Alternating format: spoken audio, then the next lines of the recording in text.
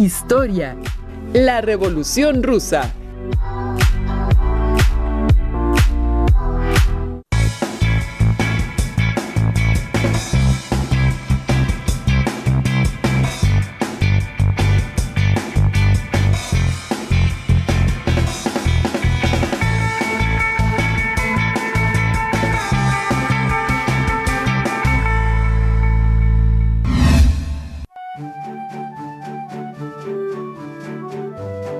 Bienvenidas y bienvenidos a una sesión más de Aprende en Casa 3, nuestra estrategia para este ciclo escolar 2020-2021 en el contexto de un modelo híbrido.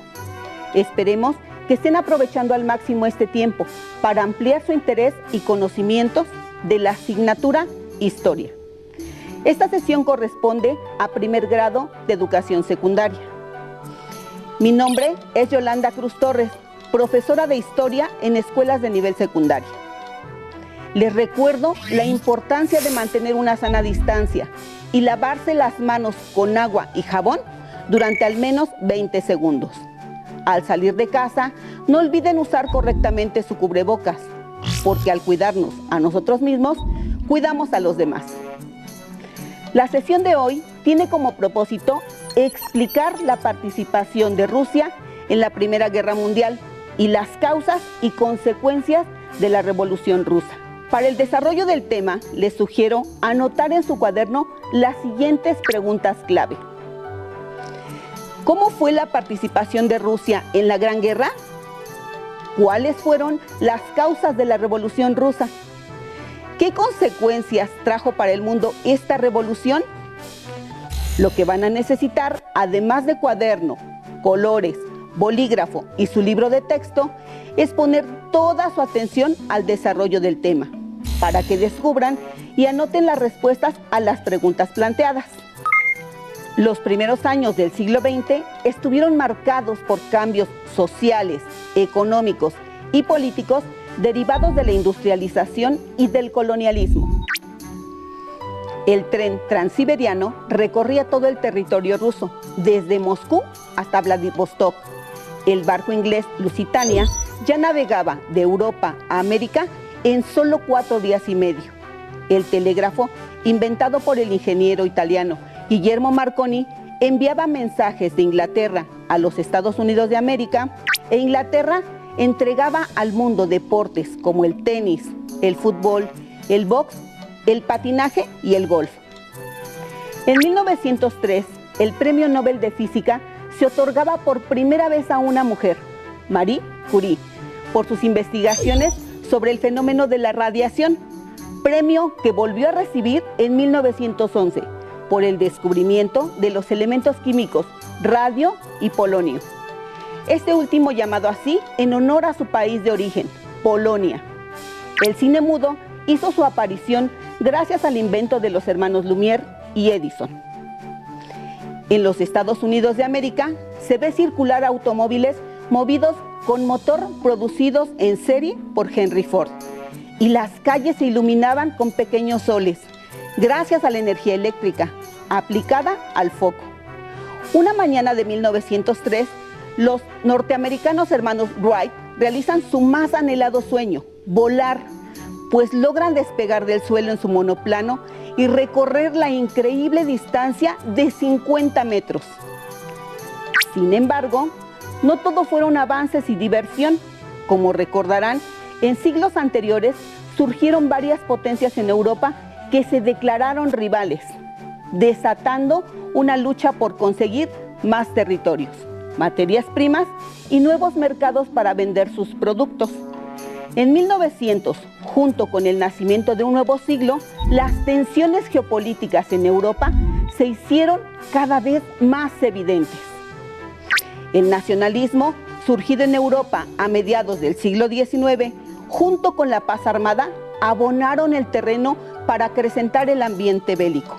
Las industrias, al servicio de la guerra, trabajaban incansablemente, y los mecanismos ideológicos de los estados se pusieron en funcionamiento mediante la educación y la propaganda, ya que a partir de la exaltación de los valores nacionales se conformaron ejércitos dispuestos a morir en defensa de su nación.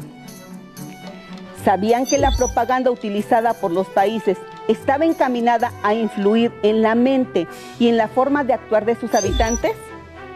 Pueden buscar caricaturas o carteles de la época y podrán observar la forma como buscaban influir en la conciencia de la población.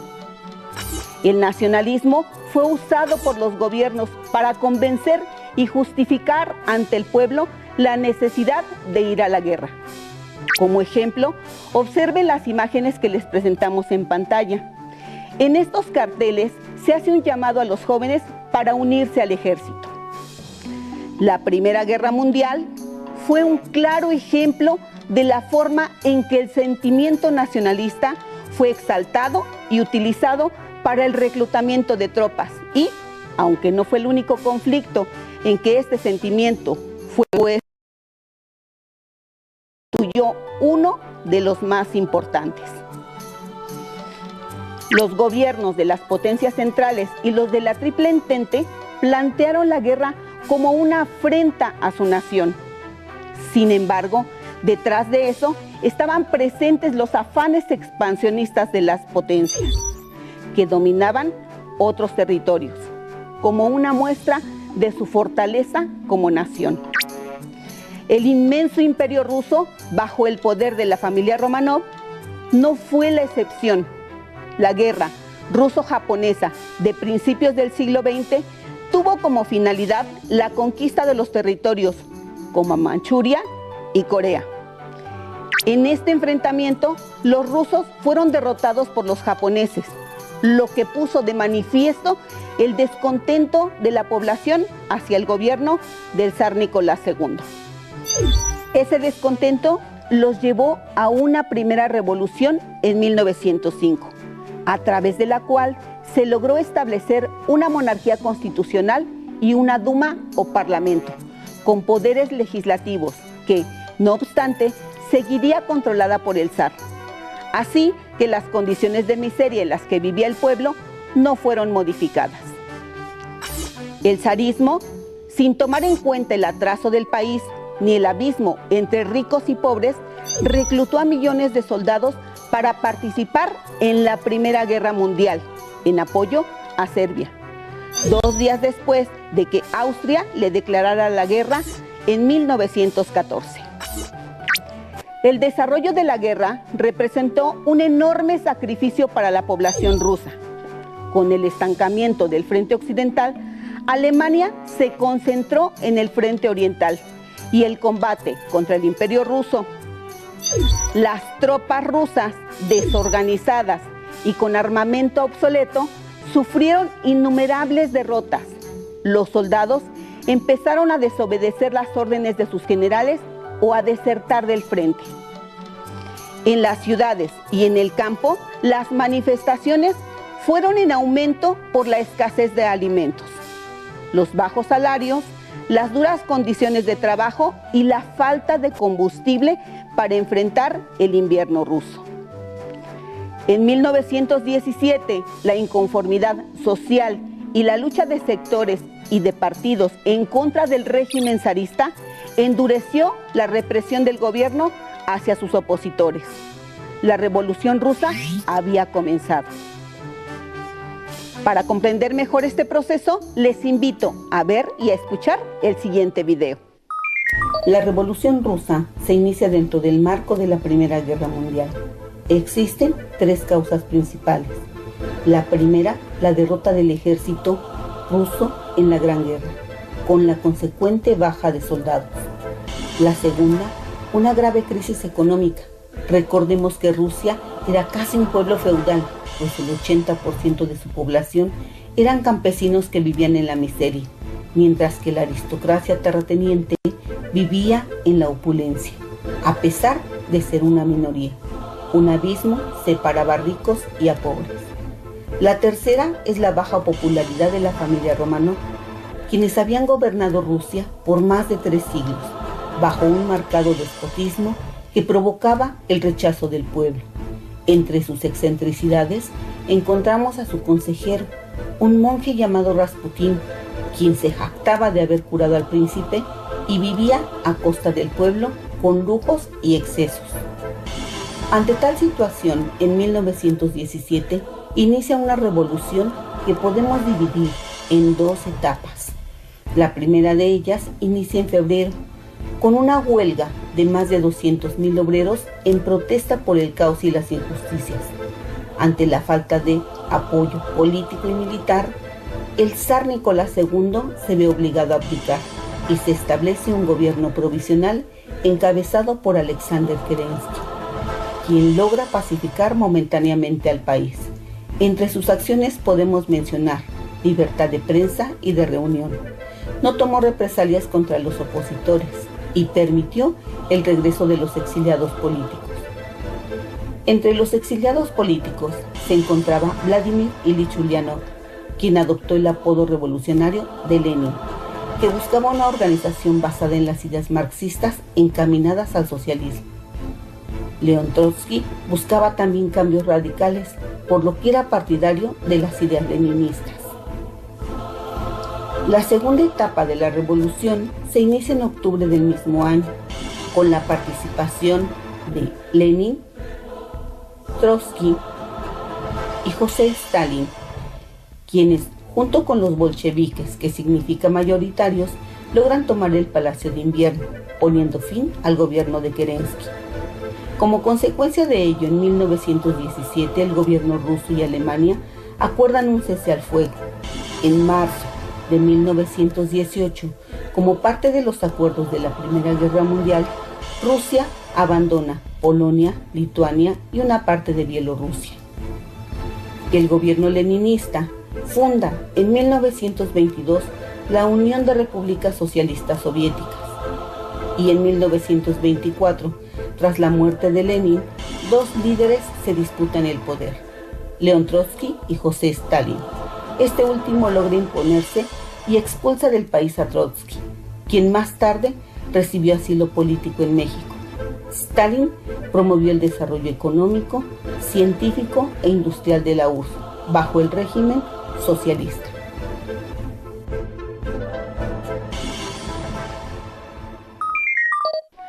Como vimos y escuchamos, las principales causas de la Revolución Rusa son: número 1, la marcada diferencia entre ricos y pobres.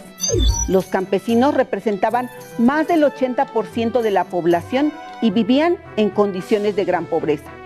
El 20% restante eran terratenientes que poseían grandes extensiones de tierra. Número 2. Las constantes derrotas del ejército ruso en la Primera Guerra Mundial y las bajas de sus soldados, debido a la desorganización y al desabasto de alimentos y de armas. Número 3. La falta de mano de obra desató una crisis económica y social que condujo a la escasez de productos básicos y a una hambruna entre la población. Número 4. La llegada del frío invierno de 1917 sorprendió al pueblo ruso en las peores condiciones. A continuación, abordaremos las dos fases en que se divide la Revolución Rusa de 1917. Número 1. La Revolución de Febrero, con la caída del zar Nicolás II. Número 2. La Revolución de Octubre, con la llegada de los bolcheviques al poder. Primera fase. En 1917 combatían al régimen zarista tanto los partidos burgueses como el Partido Obrero Socialdemócrata Ruso. Este partido se había dividido en dos sectores: los mencheviques, una minoría moderada que creía en la posibilidad de que el capitalismo avanzara hacia las mejores condiciones para obreros y campesinos, y los bolcheviques, que en ruso significa mayoría, liderados por Vladimir Ilich Ulyanov, mejor conocido como Lenin, quienes sostenían que estaban dadas las condiciones para hacer una revolución que pusiera fin al capitalismo. En febrero, las manifestaciones y las huelgas, como la obrera en Petrogrado, a la que se sumaron mujeres que pedían comida en las calles, fueron reprimidas por la policía. Poco después, esos mismos policías se unieron a las protestas al igual que los campesinos, provocando la abdicación del zar Nicolás II. En la Duma o Parlamento se agruparon los partidos liberales junto con los mencheviques para conformar un gobierno provisional al mando de Alexander Kerensky. Al mismo tiempo, los bolcheviques se organizaron en consejos llamados soviets, integrados por obreros, campesinos y soldados. Los soviets pretendían cambios más radicales, por ejemplo, llegar a un acuerdo con Alemania y retirarse de la guerra, lo cual permitiría el regreso de los soldados y abastecer a la población de víveres y combustible. Kerensky, en cambio, apoyó la permanencia de Rusia en el conflicto mundial, por lo que siguió enviando tropas a los frentes de guerra, lo que provocó gran descontento y rebeliones que provocaron una nueva crisis en su gobierno. En abril de ese año, Lenin regresó de su exilio para promover con más fuerza sus ideas, como la de darle todo el poder a los soviets para lograr paz, pan y tierra. Con ello, el clima de agitación se acrecentó y propició las condiciones para la revolución y la toma del poder de los bolcheviques con Lenin al frente. La segunda fase, el 24 y 25 de octubre, de acuerdo con el calendario juliano utilizado entonces en Rusia, los soldados y obreros agrupados en los soviets de Petrogrado, actual San Petersburgo, lograron tomar por asalto el Palacio de Invierno, sede de la Duma, derrocando al gobierno provisional y, en su lugar, se nombró un consejo de comisarios del pueblo, dirigido por el propio Lenin. El gobierno leninista expidió 3 decretos. El primero de ellos, para extinguir la propiedad terrateniente y distribuir la tierra entre los campesinos. El segundo, para acordar un cese al fuego con Alemania y firmar el Tratado de Paz.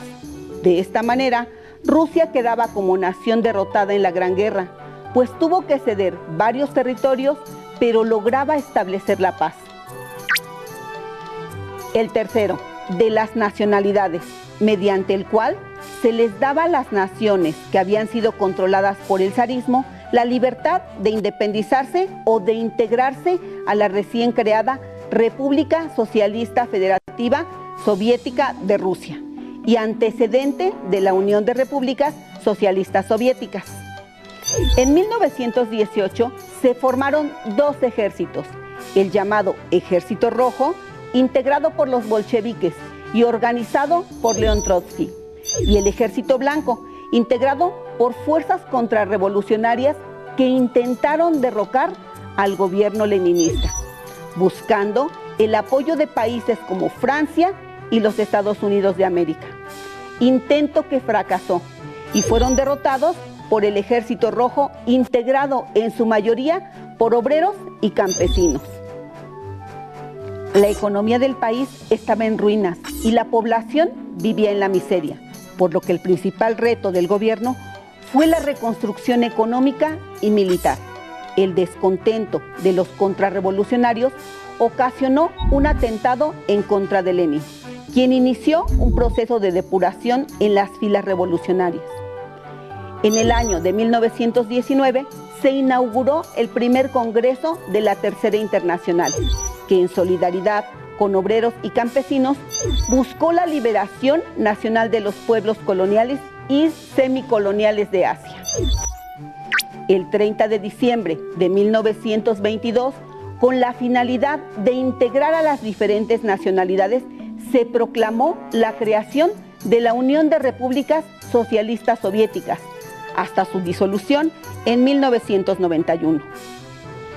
A Lenin le preocupaba quién lo sucedería en el poder, y así lo expresó en una carta dirigida al Congreso, conocida como el Testamento de Lenin, donde expresó sus preocupaciones sobre diversos temas, en particular por quién dirigiría el país después de su muerte, haciendo referencia tanto a Trotsky como a Stalin. A continuación, escucharemos un fragmento del Testamento de Lenin. 24 4 de diciembre del año 22. Nuestro partido se apoya en dos clases, y sería inevitable su caída si estas dos clases no pudieran llegar a un acuerdo. En tal caso, no habría medida capaz de evitar la escisión. Me refiero a la estabilidad como garantía contra la escisión en un próximo futuro, y tengo el propósito de exponer aquí varias consideraciones de índole puramente personal. Yo creo que lo fundamental en el problema de la estabilidad desde este punto de vista son tales miembros del CC, el Consejo de Comisarios, como son Stalin y Trotsky. Las relaciones entre ellos, a mi modo de ver, entrañan más de la mitad del peligro de esa escisión que se podría evitar y a cuyo objeto debe servir, entre otras cosas, según mi criterio, la ampliación del CC hasta 50 o 100 miembros. El camarada Stalin, llegado a secretario general, ha concentrado en sus manos un poder inmenso y no estoy seguro de que siempre sepa utilizarle con suficiente prudencia. Por otra parte, el camarada Trotsky no se distingue únicamente por dotes relevantes. Personalmente, quizás sea el hombre más capaz del actual CC, pero está demasiado ensoberbecido y se deja llevar demasiado por el aspecto puramente administrativo de los asuntos.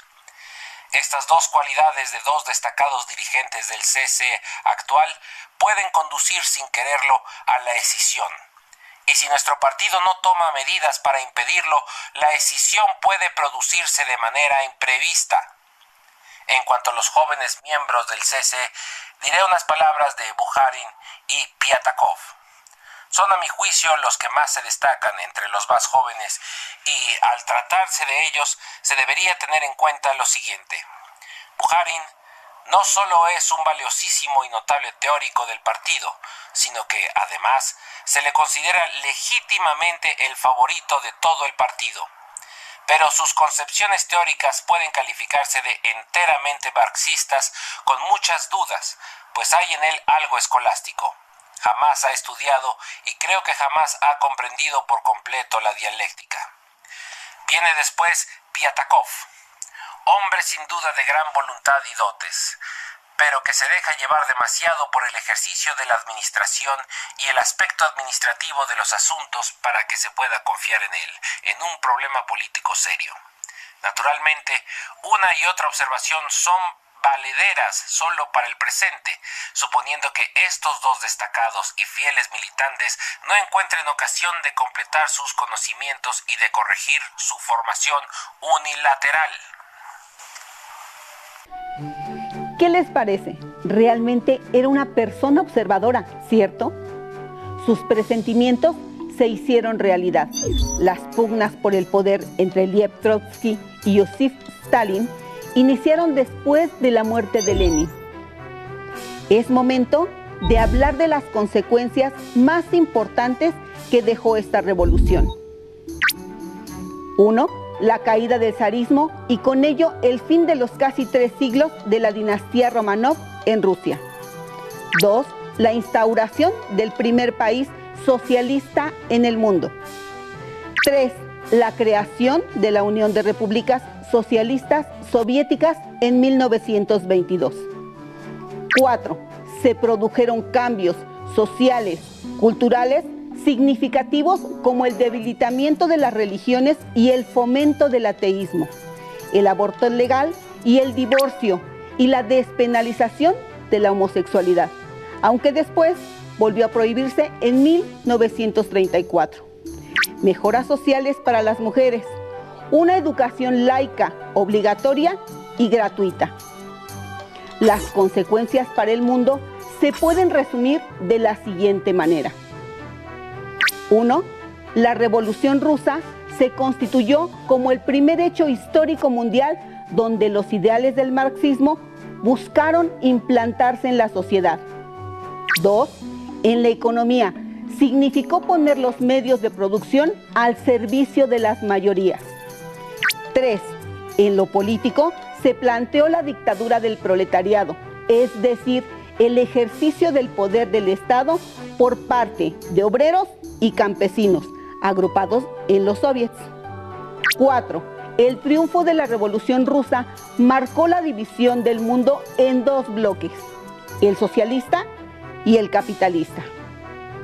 Para terminar, veamos si han respondido acertadamente a las preguntas claves de esta sesión. Recordémoslas. ¿Cómo fue la participación de Rusia en la Gran Guerra? Rusia entró a la guerra al lado de la Triple Entente. Sin embargo, su ejército estaba mal preparado, por lo que su desempeño en la guerra estuvo marcado por constantes derrotas y millones de bajas en su ejército. ¿Cuáles fueron las causas de la Revolución Rusa? Las grandes diferencias sociales y económicas entre la población, las derrotas y las numerosas bajas del ejército ruso, la grave crisis económica debido a los problemas en la producción, que no lograban abastecer a la población de lo necesario, el frío invierno ruso, que terminó por minar la salud del ejército y de la población rusa. ¿Ya tienen todas las respuestas? ¡Perfecto! Ahora veamos la tercera. ¿Qué consecuencias trajo para el mundo esta revolución? El triunfo de la Revolución Rusa fue un hecho histórico sin precedentes, pues significó el establecimiento del primer país organizado bajo el modelo socialista, que marcó durante una buena parte del siglo XX la división del mundo en dos bloques, el capitalista y el socialista. Les invito a investigar más sobre el tema con la lectura del libro 10 días que estremecieron al mundo, de John Reed, un periodista estadounidense y militante comunista. Por hoy hemos terminado. Me despido de ustedes, no sin antes recordarles la importancia de cuidarse y cuidar a su familia. Sigan al pie de la letra las medidas sanitarias para bajar el nivel de contagios. Con su ayuda lo vamos a lograr. Hasta pronto.